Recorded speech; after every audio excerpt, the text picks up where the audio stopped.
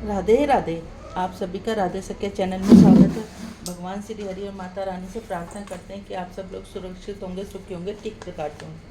पता नहीं कल से एक वीडियो नहीं जा पाई है, वो देखूंगी फिर दोबारा डाल दूंगी। आज 10वां अध्याय कामदेव भस्म।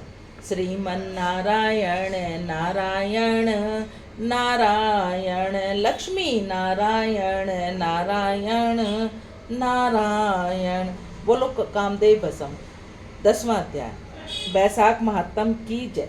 दक्ष प्रजापति अपने अभिमान के कारण महादेव जी के कोप के भागी बना। उसके यज्ञ का विघ्नस हो गया, उसका मुख बकरे के मुख में परिवर्तित हो गया। अतः अभिमान का अंत विनाश में कष्टदायक ही होता है, यह अटूट सत्य है।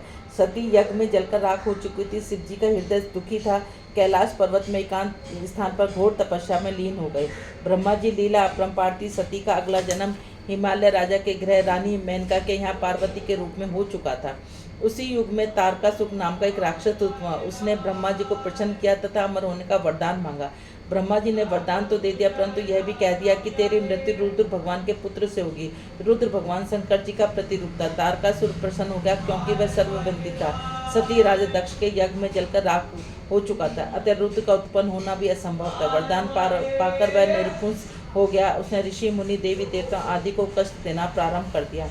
मैं निर्कुश होकर यज्ञों में विध्वंस करता, देवी देवता ऋषि मुनियों का रक्त बहाता, परंतु ब्रह्मा जी के वरदान के कारण मारा नहीं जाता। देवी देवता अत्यंत दुखी हृदय से ब्रह्मा जी के पास पहुंचे तथा उसने अपने दारुण दुख का सविस्तार वर्णन किया। ब्रह्मा जी ने देवी देवता को आश्वासन कराते हुए कहा कि शंकर जी के अंश रूप में पुत्र द्वारा तारकासुर का विनाश होगा। देवी देवताओं ने कहा, संसार के निर्माता यह कैसे संभव है। शंकर जी के अर्धांगिनी से यज्ञ प्रजापति ने यज्ञ के जल को राख कर चुके थे। ब्रह्मा जी ने कहा, मुनीश्वर, आत्मा तो अमर है, केवल शरीर को नष्ट होता है।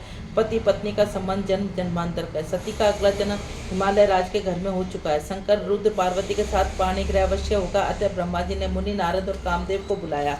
ब्रह्मा जी ने नारद जी को कहा, हिमालय के राजमहलों में जाकर उनको बताओ कि उनकी प्रिय पुत्री पार्वती पिछले जन्म में दक्ष पुत्री थी तथा महादेव की पत्नी सती है।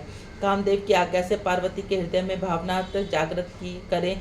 सती ने दूसरे जन्म में उत्पन्न हुआ तथा उसने इष्ट देवता कैलाश पर्वत उनके वियोग में तपस्या में लीन है। देवता इंद्र ने भी कामदेव को बुलाया तब ब्रह्मा जी के आदेश का पालन करने की आज्ञा दी। नारद जी ने तुरंत हिमालय नरेश को ब्रह्मा जी के आदेश का सविस्तार वर्णन किया और कामदेव ने पार्वती के हृदय में शिव जी के प्रति अनुराग उत्पन्न किया। कामदेव पार्वती अपनी पत्नी सहित कैलाश पर्वत पर पहुँच गए। उसके चारों ओर बसंत ऋतु व मोह माया का वातावरण उत्पन्न कर दिया। उसके पश्चात तपस्या में लीन भगवान शंकर ने पीछे से काम बाण किया। कामदेव के बाण के कारण शिव जी की तपस्या भंग हो गई। उसका मन चलायमान हो गया। उन्होंने कामदेव व्रती पार्वती को देखा। वहां से क्रोधाग्नि से प्रज्वलित हो गए। क्रोधाग्नि के वशीभूत उनका तीसरा नेत्र मस्तक में उत्पन्न हुआ और भीषण ज्वाला से कामदेव अपने धनुष सहित भस्म हो गए। भगवान शंकर की तपस्या भंग हो गई। उन्होंने तीसरे नेत्र में एक क्षण में पार्वती को देखकर दूसरा क्षण उनका तीसरा नेत्र बंद हो गया। तपस्या में लीन हो गए। कामदेव के भस्म होते ही बसंत का वातावरण गायब हो गया। चारों ओर भय का वातावरण उपस्थित हो गया।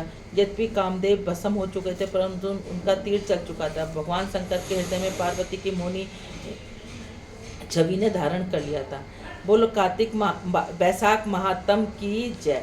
श्रीमन नारायण नारायण नारायण, लक्ष्मी नारायण नारायण नारायण, तुलसी नारायण नारायण नारायण, श्रीमन नारायण नारायण नारायण। बोलो राधे राधे। यदि आप सब लोगों को चैनल अच्छा लगता है तो इसको ज़्यादा से ज़्यादा लाइक करें, ज़्यादा से ज़्यादा शेयर करें। नए हैं तो सब्सक्राइब करें, बेल आइकन को जरूर दबाएं। बोलो राधे राधे।